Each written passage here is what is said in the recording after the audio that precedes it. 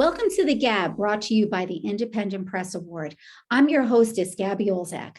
Join me in welcoming Gina Birkemeier, author of Generations Deep, Unmasking Inherited Dysfunction and Trauma to Rewrite Our Stories Through Faith and Therapy. Generations Deep is the winner of the 2022 Independent Press Award for Personal Growth and Self-Help Spiritual. It was ranked #1 on Amazon's new releases in Christian personal growth and number 35 on Amazon's bestsellers list. When she's not busy writing, Gina works as a therapist at Crossroads Counseling in St. Louis, Missouri. She teaches and writes with a healthy combination of faith and science. Congratulations, Gina, and welcome to the GAB. Thanks so much. It's great to be here. Oh, wow. First, I would like to say, wow, Generations Deep is a really, really powerful read. And Gina, I have to say it was really courageous of you to share so many intimate, personal moments of your life. And I have to say that so much of your personal story resonated with me, my life, and similar experiences that honestly, I didn't even remember that I had. Tell us about Generations Deep and what led you to write it. So Generations, well, first of all, thank you for sharing that. I really appreciate your willingness to share that with me. And that's so encouraging to hear, because that means that the book is doing what I had hoped that it would do. So Generations Deep, I say that it was a story 5 years in the making. The book was 5 years in the making, but really it was a lifetime in the making. And not just my lifetime, but my family's lifetime. The story takes you from my great-grandparents coming over to this country and some of the dysfunction and trauma that they experienced, and how that manifested then in the generations that came after them, through my grandparents to my mother, and then on to me, and how I had even begun to create some of those my own patterns of dysfunction and trauma, repeated from the influence of generations before me.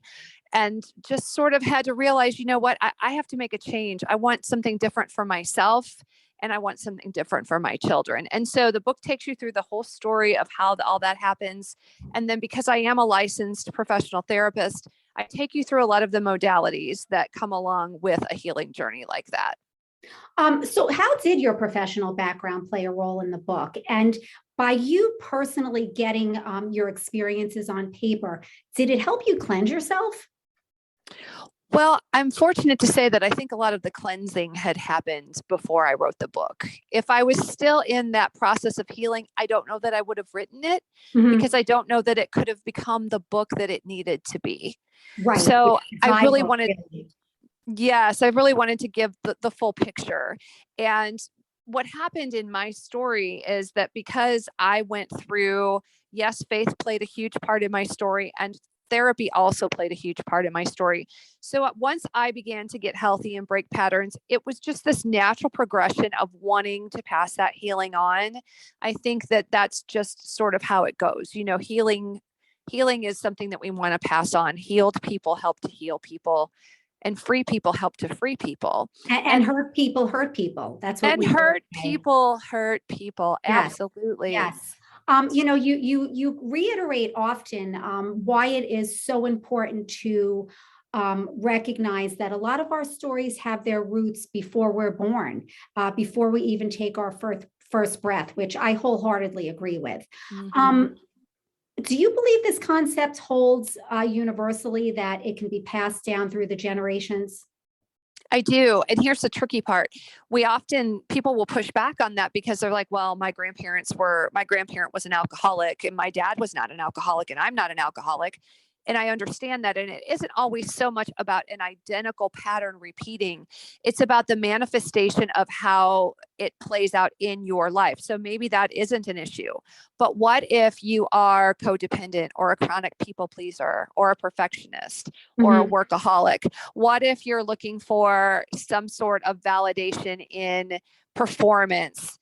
Because those things can tend to be the way that it plays out in the generations after. And so no matter who we are, the people who raise us, the people that form and inform our ideas of who we are, who other people are, and even who God is, that is going to play down from one generation to the next without intervention. Absolutely. Now, is it possible to break this cycle of negative traits? Because it takes a lot of work. How do we do that? How do we break the cycle and also retain the positive traits? That's a great question. I love the retain the positive traits part too, right? Because we want to recognize everything that has come down through the generations. And that was a big part for me. So I think that, and I will say, first of all, yes, it absolutely is possible. I'm walking, talking, breathing, chatty proof of the fact that that is possible. Absolutely. But I will say that it first requires that willingness to be aware. I often tell my clients that if we don't see it and we won't feel it, then we can't heal it.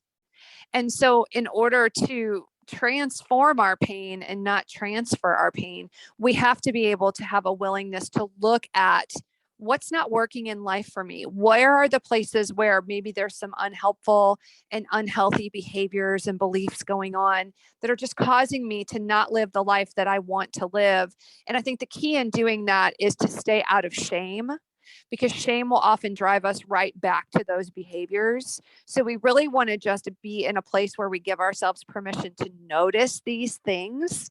And then we can begin to figure out, okay, so what's the next step that I need to take to heal? And oftentimes that's not intrinsic. We can't just pull that out of ourselves. Oh, this is what I need to do to heal. That's where the importance of therapy comes in.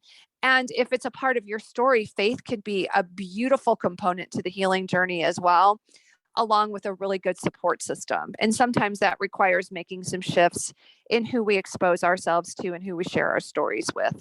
And that's hard. It's, it seems real easy, even in my own life, to repeat bad behavior and not to do the work. And I found it was very apparent while reading Generations Deep that it's really all about taking action.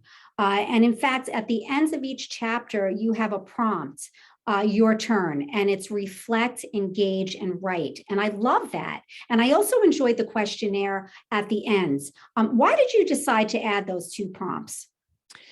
So I think it's great to read someone else's story, but almost always when we're reading someone else's story, we begin to connect some dots in our own story.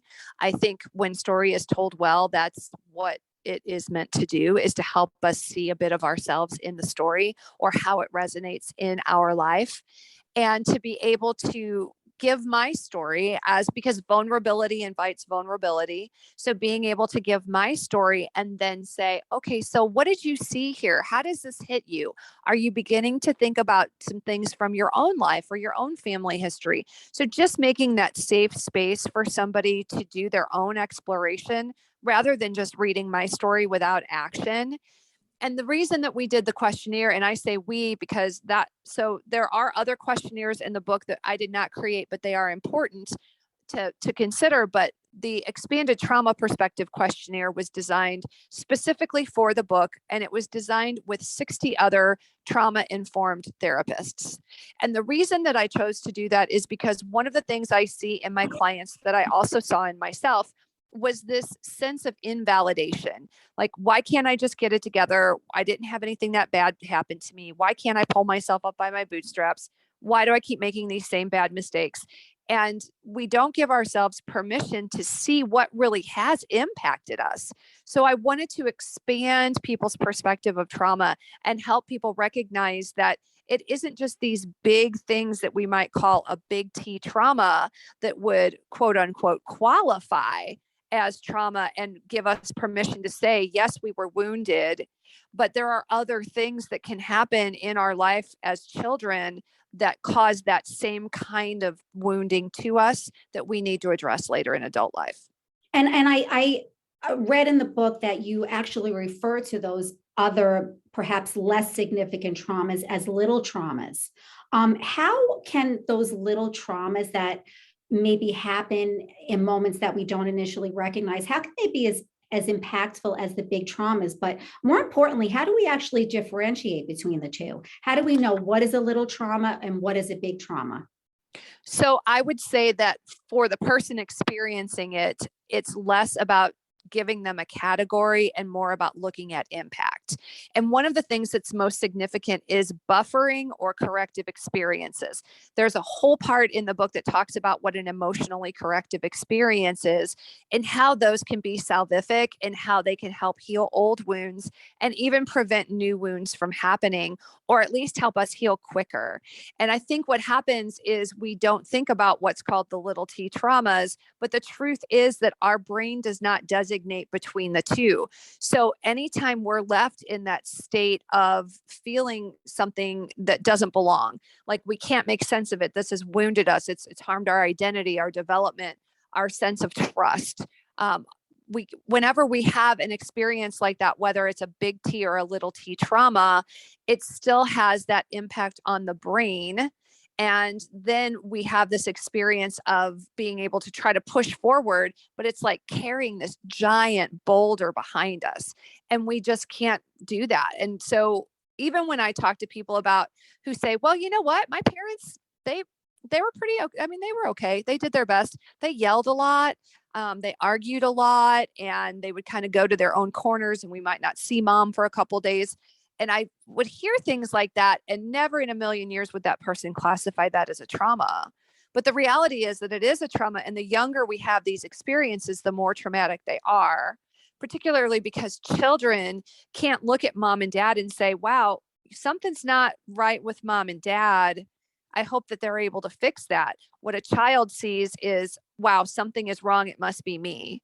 Because a child is not able to first differentiate themselves from the parents. And second, they're not able to look at this person who's responsible for their emotional regulation, their physical safety, their overall well-being, their nurturing, and say something's wrong with them. Children need to take that control and that responsibility on in the hopes of being able to fix it for their parents. So how would the trauma then change the way we see ourselves once you have actually recognized that this trauma has occurred? Because as you said often in your book, we don't often know that it was a trauma. And by reading your book, as I mentioned earlier in our talk, I remembered there were triggers. I remembered things that happened in my childhood based on what I read about you. So once we recognize those, how does that change the way we see ourselves? So I think it starts with that whole idea of how do you see yourself and what do you want to be true of you? Now, for me, because faith played such a big part in my story, I was able to say, okay, how is it that I believe God sees me? And how is it that what is the healthiest version of me? What does that look like? If I had the magic wand, what would that healthiest version of me look like? What are maybe some of the lies that I have believed and just sort of adopted and adapted my behaviors to? So maybe for some people, it's that in order to be loved, you have to perform. Or maybe it's that people who love you hurt you. Or maybe it's I'm stupid. And so I can't really, you hear that message over and over again from your caregivers or your parental figures. And so you move through life with this sort of belief that you can't do things, or that the way we handle our pain is to turn to drugs or alcohol. It could be a number of things that cause devastating consequences in our lives. Once we recognize that we're not living the life that we feel we really want to live, nor that we're meant to live, then we can begin to get some help and think about, okay, so what does it look like to heal? And what are the things that I hope to achieve from this? Do I want a better sense of identity? Do I want to feel like I don't have to perform for affection and for acceptance? Do I want to break some addictive cycles and patterns? Do I want to learn how to create better relationships and choose better relationships in my life? What does healthier look like to me? So knowledge and action, this is what I'm gathering from Generations Deep. Knowledge and action equals change for ourselves and for future generations. Yes. How do you want the reader to approach Generations Deep when reading it? And how do you hope it'll impact their lives? So I hope that the reader will impact it first and foremost with grace for themselves and with patience, because I even say in the book often, this is going to get a little heavy. So if you feel yourself in your body, if you feel that this is getting heavy, I want you to put the book down and I want you to walk away. That was a gentle reminder. I did appreciate reading that. Thank you. Yeah, I think it's important in a book like this because, the book isn't for the faint of heart. I mean, I will just say that straight away. It's not for the faint of heart. And I think it's pretty impossible to read the book without thinking, if not about your own story, that at a minimum about the stories of people that are close to you. So I think when you come to the book, come to it with an open mind, stay out of judgment for yourself and for others, and come with a willingness to learn something new, and with a willingness to say, I'm going to be willing to look at some things that maybe I've never looked at before. So not bringing a ton of expectation of what you will and won't do, but rather a sense of openness to be prepared to receive whatever it is that you do experience as you're reading the book. And whether it's for you or for others, a couple places where the book is really being well received is in the recovery community. I mean, it's being devoured in the recovery community. Sure. That's very exciting to me. But other places, there are therapists that are using the book to actually help their clients. They're walking through the book during therapy. There are teachers, trauma-informed teachers, who are wanting to understand more about childhood influence and impact and how that plays out maybe in the classroom or some of the behaviors that they see. So there's a lot of different places where I think the book is applicable. Even I've had spouses read it for the sake of trying to understand their partner's experiences early in life. And one of my favorite emails that I ever received about the book was from a young woman who said, I want you to know that I'm reading this with my sister. And after about 5 chapters, my sister and I talked, and we are now going through it with our third sister, our mother, our aunt, and our grandmother. And we're all doing the book together. Wow. Congratulations. I mean, that's amazing. It really is. So tell you. us, Gina, do you have plans for another book? Yes, actually I do. So the pressing thing right now in the next couple of weeks is that there is a companion journal that is about to drop, and it's a companion to Generations Deep. It has a ton of extras in it from the book, but it also gives you a place to take some of those prompts at the end of some of the chapters and expand upon them.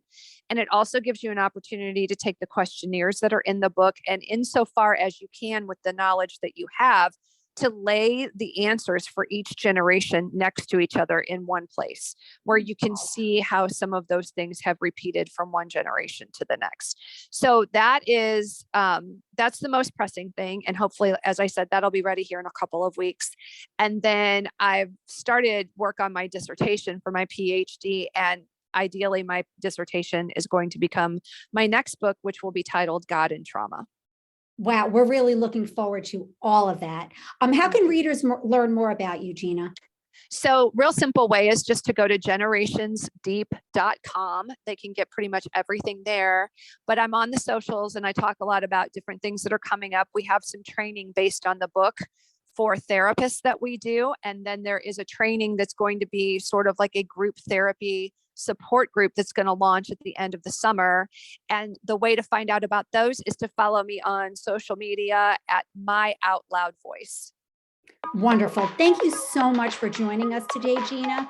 This is Gabby Olzak of the GAB.